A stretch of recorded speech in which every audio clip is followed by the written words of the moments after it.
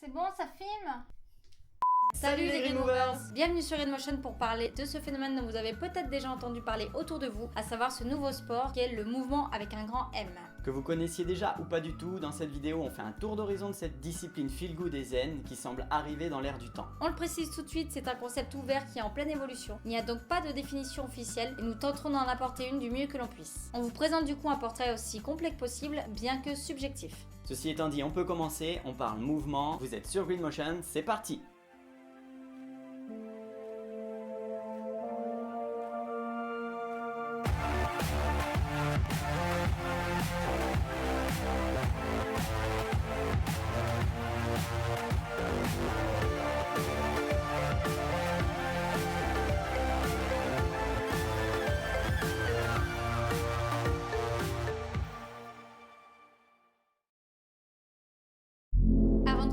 Merci pour l'accueil que vous avez fait à notre précédente vidéo qui était la première sur Greenmotion. Tous vos messages nous ont fait super plaisir et si vous ne l'avez pas encore vu, allez y jeter un œil, on explique tout de Greenmotion. Alors dans cette vidéo, dans une première partie, on va vous présenter le concept de mouvement naturel. D'ailleurs, on va souvent plutôt dire mouvement, car on va voir que le mouvement est un terme plus large que celui de mouvement naturel. On verra ensuite pourquoi la discipline du mouvement existe et enfin comment on la pratique concrètement avec sa philosophie ainsi qu'avec un exemple d'exercice concret. Vous verrez aussi que le mouvement s'adresse à tout le monde, que l'on soit sportif confirmé ou bien pas sportif du tout. Après ça, on vous parlera de l'origine de la discipline avec un tour d'horizon de la communauté mouvement internationale et française pour bien comprendre l'ampleur du phénomène. Pour finir, on va tenter de répondre à quelques interrogations pratiques que vous posez sûrement déjà, puisque vous n'êtes pas du genre à plonger tête baissée dans les belles paroles de celui qui vous promet monts et merveilles avec une énième discipline révolutionnaire issue du fitness. Ça s'appelle une arnaque, Trésor. Bref, commençons par le commencement, à savoir de quoi parle-t-on lorsqu'on va parler de mouvement. Qu'est-ce qui différencie cette discipline de la plupart des autres sports ? Le mouvement est un sport transdisciplinaire, si ce n'est le sport qui rassemble tous les sports en prenant le meilleur de chacun. On peut parler de métasport, pourquoi pas. Ce sport fait en effet appel à l'ensemble des capacités physiques et cognitives de l'être humain, sauter, s'équilibrer, improviser, grimper, se déplacer comme un animal, se défendre ou bien encore jouer, tout en empruntant des techniques aux arts martiaux, à la danse, au cirque, la gymnastique, le yoga, le parcours du combattant et plein d'autres. Et ce qui fait son originalité, c'est sa philosophie zen encourageant l'apprentissage permanent, l'humilité, la découverte, l'amusement et le partage. En résumé, c'est par définition une discipline généraliste par excellence, mais c'est surtout qu'elle peut constituer une activité pour celui ou celle qui souhaite apprendre de nouvelles choses, décloisonner sa pratique au quotidien et explorer plusieurs branches du sport en même temps, avec de nouveaux mouvements appris chaque jour. 1. Afin de contrer l'hyperspécialisation et la monotonie. 2. Pour apprendre et s'adapter en permanence pour vivre mieux. 3. Pour donner un nouveau sens à sa pratique sportive. Tout part du constat que l'homme par nature n'est pas un spécialiste, il est généraliste. En effet, force est de constater que l'homme est soit moins rapide, soit moins fort, soit moins habile que la plupart des autres animaux. A priori, il est nul. A priori, il n'excelle en rien. Mais rassurons-nous car en réalité, ce qui fait l'homme, c'est sa grande faculté d'adaptation. Hashtag Socrate. En effet, avant d'avoir des domaines d'expertise ou des savoirs techniques hérités de génération en génération, l'homme est un excellent apprenant. Il apprend à marcher tout seul, il explore, il s'adapte, bref, son état fondamental dans la nature est très polyvalent. Vous avez 4 heures. Or, d'après Spinoza, le roi des philosophes du bonheur, il est bon pour tout être vivant de vivre au maximum selon ses propres causes, en accord avec sa nature profonde. Putain la vache, je comprends pas un mot de ce que vous racontez. Allez-y, excusez-moi, reprenez depuis le début, je vous écoute. Eh bien Jamy, prenons par exemple un poulet. Sa nature lui permet de se déplacer librement et de picorer. Il vivra donc mieux en pleine possession de ses déplacements plutôt qu'en batterie. L'analogie est valable également pour les hommes qui, bien qu'étant tous différents, possèdent un socle fondamental commun. Et oui, nous ne sommes pas si différents, vous et moi. Ne possédant ni ailes, ni griffes, ni mâchoire prédominante, l'homme excelle dans une catégorie mieux que les autres. Son cerveau, combiné à ses mains dotées de pouces opposables, lui confère une formidable capacité d'adaptation. Je connais cette théorie. La polyvalence qui en découle fait de nous des êtres prédisposés à effectuer des tâches diversifiées plutôt que spécialisées. On va parler alors d'horizontalité des compétences pour décrire le fait que l'on préfère toucher à tout plutôt que de rester dans la verticalité d'un savoir trop spécifique et parfois cloisonnant. Ainsi, en pensant le sport de façon horizontale, on apprend tout au long de sa vie et on rapproche des domaines qui sont a priori opposés.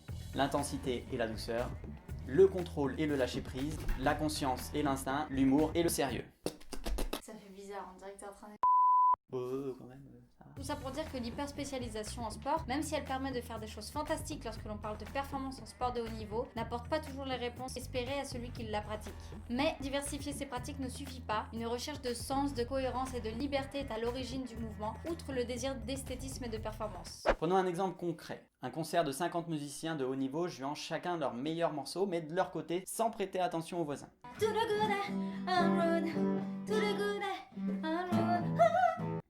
Ça n'aurait pas d'intérêt. Tandis que si chaque musicien joue en s'accordant avec les autres, on assiste à un moment de magie qui donne du sens à l'ensemble. Dans le cas du mouvement, le musicien, c'est une partie du corps, une action ou un mouvement, et l'orchestre, c'est ce que l'on fait de tout ça, un joyeux bordel informe ou bien une symphonie cohérente. Ainsi, en mouvement, on crée une harmonie, une légèreté, une sensation de liberté dans le corps et dans l'esprit à travers l'association de mouvements produisant un écho commun. En plus d'être libérateur dans le sens où l'on gagne de plus en plus d'aisance à bouger au quotidien, on va chercher à se défaire des impératifs de résultats ainsi que des injonctions sociales qui peuvent nous pousser à faire du sport par culpabilité. Sans commentaire, sans commentaire. Il faut être fit, il faut prendre soin de sa santé, de sa peau, bien manger. Ok, tout ça c'est bien et c'est vrai dans un système de penser le corps en santé. Mais tous ces messages pressants constituent une raison inadéquate pour faire du sport. Car oui, dans Green Motion et dans le mouvement en général, faire du sport est une cause en soi. Là où le mouvement se démarque d'autres pratiques visant la performance ou la bonne santé, c'est dans sa manière de penser l'objectif. Plutôt que se projeter dans un corps meilleur que celui qu'on a aujourd'hui, le mouvement, comme en méditation de pleine conscience, invite ses pratiquants à se détacher du désir de résultat pour se concentrer sur l'action de l'instant présent, le mouvement pur.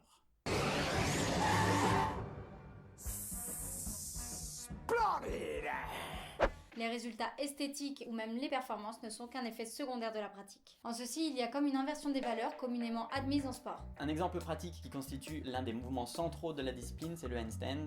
Équilibre sur les mains ou ATR, qui est un périple que beaucoup de movers entreprennent au début pour maîtriser une figure impressionnante, mais qui ensuite, grâce au sens du toucher, la proprioception et l'équilibre, prend conscience de l'univers de nouvelles possibilités qui s'ouvrent autour de la pratique de ces inversions. On entend aussi souvent dire par les movers qu'il est vain de construire sa pratique à partir des objectifs que l'on se fixe, car il ne crée au final que des frustrations et des désirs infiniment insaisissables. Le mouvement propose donc de prendre du recul par rapport à cette soif de progrès pour la détourner vers une soif de découverte. En pratiquant le mouvement, on est donc invité à sortir de sa zone de confort aussi souvent que possible, sans trop penser son corps de façon matérialiste et esthétique. Si on fait un point sur les objectifs de cette discipline du mouvement naturel, c'est de bouger pour mieux bouger, pour être plus libre dans son corps et dans son esprit, sans se projeter vers des résultats futurs qui ne sont pas palpables dans l'instant présent. C'est une invitation au lâcher prise en quelque sorte. C'est aussi une invitation à réenclencher les mécanismes d'apprentissage que l'on a abandonnés dès la sortie de l'école. Nom de Dieu. L'idée étant de mieux utiliser ses possibilités physiques et psychiques. Enfin, c'est surtout une incitation à utiliser la joie comme moteur, mais aussi savoir reconnaître ses peurs et les utiliser comme moteur plutôt que comme quelque chose qui nous paralyse et limite nos actions. Qu'est-ce que c'est intelligent tout ce que tu racontes?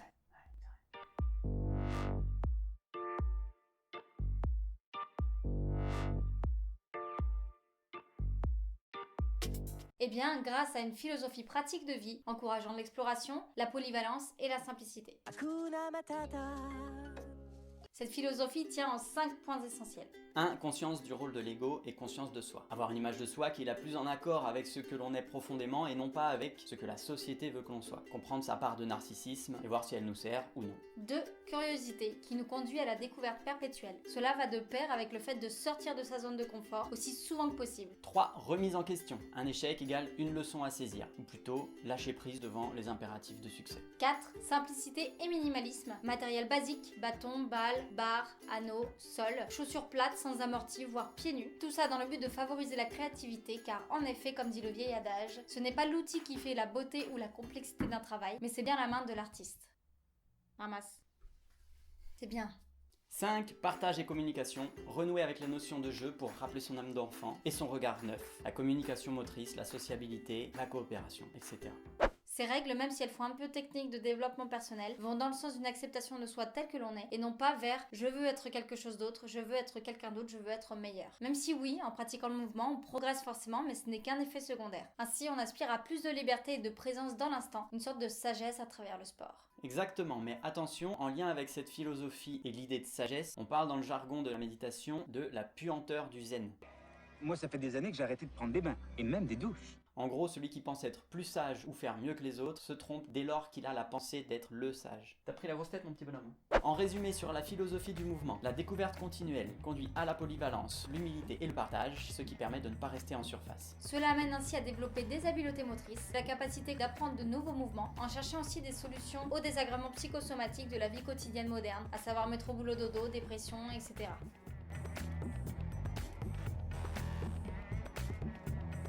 Tout le monde désirant intégrer une pratique sportive, l'élargir ou la diversifier, donc débutant comme confirmé. Comme on vient de le voir, un point central de la philosophie du mouvement encourage le pratiquant à être curieux et à entreprendre les choses avec un œil neuf, comme celui d'un enfant ou d'un débutant. C'est pourquoi, dans la plupart des cours, les pratiquants débutants et experts sont mélangés. Le débutant pourra ainsi tout autant apprendre de l'expert que l'inverse, du moment où les deux sont ouverts d'esprit. Open-minded. Ah ouais.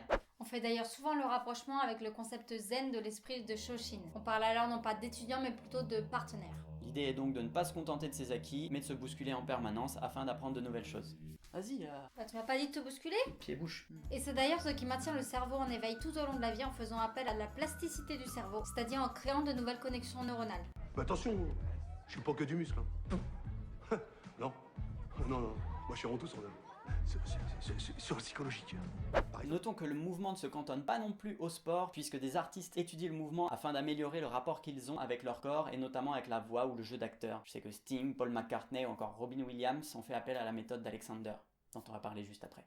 Bon, j'en ai marre là de parler de philo, on passe à autre chose. Ah si. Ok. De la mobilisation articulaire, du travail de déplacement, des jeux d'habileté, du travail d'équilibre avec le handstand au centre, du renforcement musculaire, du travail de souplesse et du cardio. En général, lors d'une séance, on ne va pas se contenter de se focaliser sur une seule capacité à explorer. On va travailler plusieurs types de capacités parmi l'équilibre, la souplesse, le renforcement des chaînes musculaires, le cardiovasculaire, l'expression corporelle, l'habileté motrice et la communication motrice. Pour illustrer ces grands domaines, on vous a choisi 5 pratiques ambassadrices du mouvement. Les marches d'animaux, grâce auxquelles on va travailler soit le cardio, soit le travail des chaînes musculaires, soit l'expression, bref, tout. Les jeux de coopération ou d'opposition pour pratiquer l'organisation de groupe ou la réactivité, les réflexes. Les suspensions pour l'étirement de la colonne vertébrale entre autres. Le poids du corps pour la force principalement. Le handstand et ses variations qui va permettre de jouer sur l'équilibre et l'apprentissage de façon générale. Tu feras attention, t'as des grosses auréoles. D'ailleurs, faisons un focus sur l'apprentissage moteur ou habileté motrice, la composante centrale du mouvement naturel. Si on reprend la métaphore de l'instrument de musique et du corps, pratiquer le mouvement, c'est comme commencer à apprendre à jouer un instrument de musique, mais en se disant que lorsque l'instrument sera maîtrisé de façon satisfaisante, on va passer à un autre instrument, et ainsi de suite. Le processus d'apprentissage moteur se découpe en 3 zones que l'on va parcourir consciemment lors des exercices de mouvement. Phase découverte, aussi appelée stade cognitif en physiologie. Le mouvement n'est pas maîtrisé du tout et l'esprit commence à imaginer sa réalisation. La phase de connexion neuronale ou stade moteur, essai, échec, adaptation, mémorisation, répétition. Des schémas moteurs commencent à s'installer et commencent à permettre le mouvement, mais sans relâchement. Donc la respiration est saccadée, il y a peu de fluidité, etc. 3. Phase autonome ou automatique, le mouvement a été appris et exécuté sans problème particulier de façon automatique. L'idée est de voyager dans ces 3 zones tout en passant le maximum de temps dans les phases 1 et 2 pour stimuler les mécanismes d'adaptation. Enfin, le mouvement encourage à réaliser ça sur une multitude de mouvements de base et de les combiner entre eux pour créer un ensemble dépassant la somme des mouvements et donnant accès à une forme de liberté en mouvement. C'est-à-dire que l'on va isoler, puis on va intégrer le mouvement, puis enfin on va pouvoir improviser librement. L'isolation, c'est apprendre un mouvement de manière isolée avec 3 zones d'apprentissage. Notons que l'on s'arrête souvent ici lorsqu'on se contente de répéter toujours les mêmes mouvements. L'intégration, c'est l'assemblage des mouvements pour les travailler ensemble. Et l'improvisation, c'est l'expression corporelle libre sans réflexion ni jugement.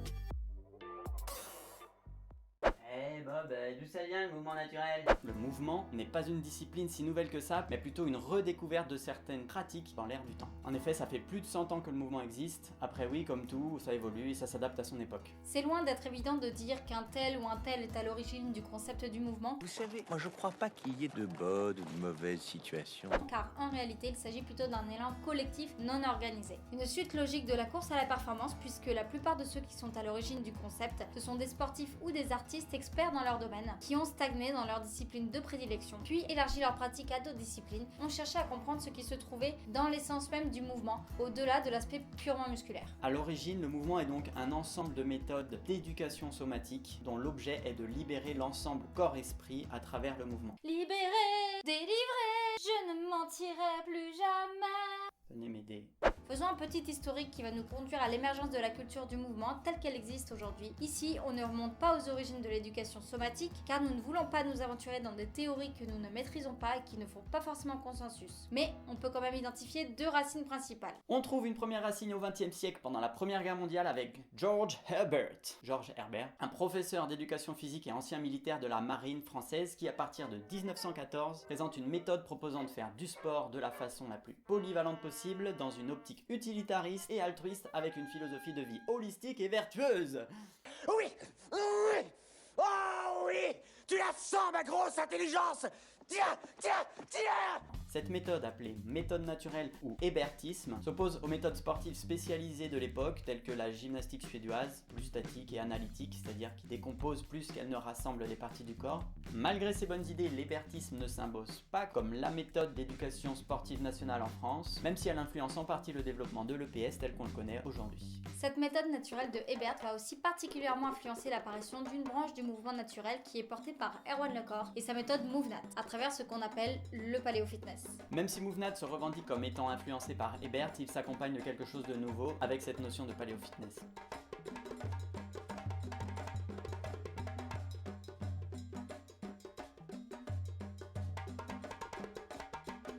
Cette branche qu'est le paléo-fitness place la nature au centre de l'activité, soit en pratiquant en pleine nature ou bien en la ramenant dans la salle avec des agréments des obstacles naturels tels que des rochers, des troncs d'arbres, des lianes, etc. Les exos sont focalisés sur des actions fondamentales que l'être humain pratique de moins en moins dans son mode de vie moderne. Ramper, sauter, s'équilibrer, grimper, lever, lancer, attraper, nager, se défendre. Si ça vous rappelle les épreuves d'immunité et de confort à la Koh-Lanta, vous n'êtes pas les seuls. En plus de ça, le paléo, pour ceux qui l'adoptent, est un véritable style de vie visant à garder la forme et à se reconnecter avec la nature, avec un régime alimentaire qui se veut le plus proche possible de ce que mangeaient les hommes de l'ère paléolithique. En pratique, le paléo-fitness est très ludique et présente pas mal de points communs avec le parcours, ou freerun, cet art de déplacement urbain rendu célèbre en France par les Yamakasi, les samouraïs des temps modernes que l'on peut aussi mentionner comme faisant partie de cette grande communauté du mouvement. Autant pour moi. La seconde racine du mouvement. Ici, on parle pas de mouvement naturel, mais juste de mouvement en général. C'est la branche dite d'éducation somatique, impulsée par Moshe Feldenkrais, Gerda Alexander et Frédéric Matthias Alexander au milieu du XXe siècle. Pour la petite histoire, Moshe Feldenkrais, physicien et père du judo et du jiu-jitsu français, avait développé une méthode dont l'objectif était de remettre en route le processus d'apprentissage commencé dès l'enfance et trop souvent mis en pause à l'âge adulte, développer la conscience de soi et améliorer les schémas moteurs afin d'apporter aisance et liberté de mouvement. Bref, tout comme ses comparses pionniers du mouvement, Feldenkrais avait compris que les enfants sont plus proches que les adultes de l'état animal. C'est pourquoi on retrouve des jeux faisant appel à l'âme d'enfant et à l'état de nature de l'homme dans chacune de ces disciplines mères du mouvement. Dans ces méthodes, c'est la voie kinesthésique qui prône l'apprentissage par le toucher et l'exploration. Toucher ? Les gens sont pas obligés de savoir tout ça. Je veux dire que, sorti de son contexte... Cette branche du mouvement a grandement influencé celui que l'on considère aujourd'hui comme la star du mouvement, à savoir l'Israélien Ido Portal. Tadam ! Comme ses pairs avant lui, expert dans son domaine qui était la capoeira, il a cherché pendant plus de 20 ans à comprendre ce qui unifiait tous les sports. Il dissèque alors le mouvement et élabore une méthode pour jouer avec l'essence même de l'homme et du mouvement.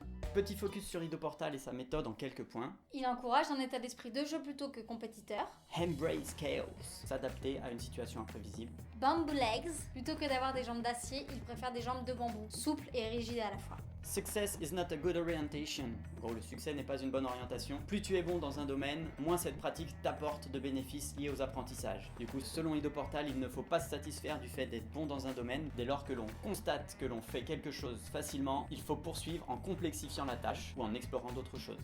Becoming fearless, c'est-à-dire utiliser sa peur comme moteur. C'est ce qu'on disait tout à l'heure. Bref, on ne va pas rentrer plus dans les détails techniques de sa méthode car nous n'avons pas fait de stage avec lui. Donc allez jeter un œil au documentaire Just Move qui a été fait à son sujet. Génial. Oh, c'est génial. Pour la petite... Non, ça va changer, je vais aller boire un instant. Va boire, va boire. Hydratation. Pour la petite histoire, Idoportal a connu son pic de popularité en 2015, après que son disciple Conor McGregor ait remporté le titre de champion du monde de l'UFC, catégorie poids plume, avec un KO fulgurant en seulement 13 secondes. Dès lors, les entraînements avec les marches de lézard et les jeux de balles, d'équilibre ou d'opposition ont fait le tour du monde et rendu célèbre Idoportal. C'est l'heure du goûter! On a bientôt fini mon petit. Au sein de la communauté mouvement, on va beaucoup parler de la technique du flow, le travail au sol. D'ailleurs, il y a plusieurs significations autour de ce terme. Floor work ou flow, la traduction de couler, être mobile et fluide comme un liquide qui se répand au sol. Ou encore, cela fait référence à l'état de flow dans lequel on se retrouve en méditation lorsque l'on se trouve dans un état de concentration élevé. Zéro pensée parasite, pas de jugement, une action réalisée sans peine. Toujours en lien avec les flows, il y a les Animal Flow, une communauté organisée autour de Mike Fitch, qui est créateur d'une sous-branche du mouvement qui utilise un système de chorégraphie de groupe où les pratiquants effectuent des enchaînements plus ou moins codifiés du mouvement, inspirés du yoga et des marches d'animaux. Bref, il y a plein d'autres groupes et sous-branches du mouvement qui sont super intéressantes. On ne va pas tous les citer, sinon la vidéo durerait 3 heures. On vous a donc mis toutes les infos en description si vous voulez jeter un œil. On connaît pas tout le monde, mais voilà. En résumé, tout ce qu'on vient de lister, cela forme la communauté du mouvement qui s'organise autour d'une culture commune avec une myriade de jeux et exercices qui sont partagés aux 4 coins du monde pour renouveler en permanence les pratiques et partager des idées. Mention spéciale pour le groupe des Fighting Monkeys qui propose des jeux comme ça. Au top! Au top!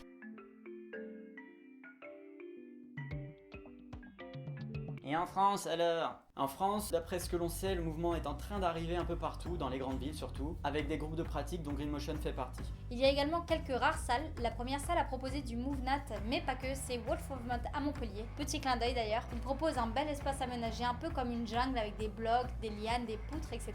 Allez les voir si vous êtes sur Montpellier, ils sont géniaux. Plus au nord, Bien plus sonore! à Vannes, en Bretagne plus exactement, il y a The Spot Movement, et qui eux aussi ont l'air très sympas. Allez jeter un œil à leur site. Ils proposent du mouvement en lien avec les sports de combat, la capoeira et le jiu-jitsu. Vu qu'il n'y a pas beaucoup de salles en France, il faut pratiquer chez soi ou dans des groupes dans lesquels s'entraîner au handstand ou au poirier, à des flots, du travail d'habileté et des jeux de précision, comme le punching ball contre un mur avec une balle de tennis, du jonglage, des suspensions, des techniques de respiration, bref, les possibilités sont infinies. Dis-moi Benjamin, Oui, que s'est passé-t-il? avec le mouvement naturel, peut-on garder une masse musculaire semblable à celle que l'on acquiert en pratiquant la muscu pure? Eh bien, j'ai moi-même eu du mal à lâcher mes haltères et mes exercices répétitifs de musculation par peur de perdre mes jolis muscles et de dire adieu à tout le temps investi à la salle. Mais, en mouvement, on construit du muscle différemment en cultivant quelque chose de nouveau au niveau du cerveau et en termes de joie. Attention aussi, faire du mouvement ne veut pas dire que l'on balaye toute méthode issue d'autres disciplines. Par exemple, on peut toujours effectuer du renforcement musculaire avec des séries en force, en volume ou en endurance. Encore une fois, ce qui change en mouvement, c'est l'objectif et les exercices qui sont globaux, qui impliquent tout le corps dans 80% du temps, et 20% du reste du temps sont plutôt consacrés à l'isolation. Par exemple, le travail scapulaire, ou de simples exos polyarticulaires comme les développés. Ainsi, on utilise beaucoup d'exercices de renforcement fondamental avec les locomotions au sol qui permettent de stabiliser le corps et solidariser chaque partie du corps entre elles plutôt que de les isoler. Très peu de travail guidé, beaucoup de travail au poids de corps et de charge libre avec des travails aux anneaux qui est très intéressant et excellent pour avoir un gainage isotrope et dynamique qui renforce dans toutes les directions de l'espace et de façon à impliquer la proprioception. La proprioception, c'est le sens qui permet le repérage du corps en 3D dans l'espace. Et voilà, le topo sur le mouvement naturel se termine ici. On espère avoir pu partager avec vous ne serait-ce qu'1% de ce qu'a été la découverte du mouvement naturel pour nous. Si vous avez des questions ou des précisions à apporter, n'hésitez pas à tapoter ou à commenter. Et enfin, si vous voulez soutenir la chaîne, n'hésitez pas à participer sur Tipeee. On vous met le lien en description. Comme d'habitude, on vous laisse sur une petite citation. Un petit clin d'œil au slogan de Greg Gott, un prof d'arts martiaux français qui propose d'excellentes vidéos sur YouTube. Allez-y, c'est super. Celui qui croit savoir n'apprend plus. Ciao les Green Movers.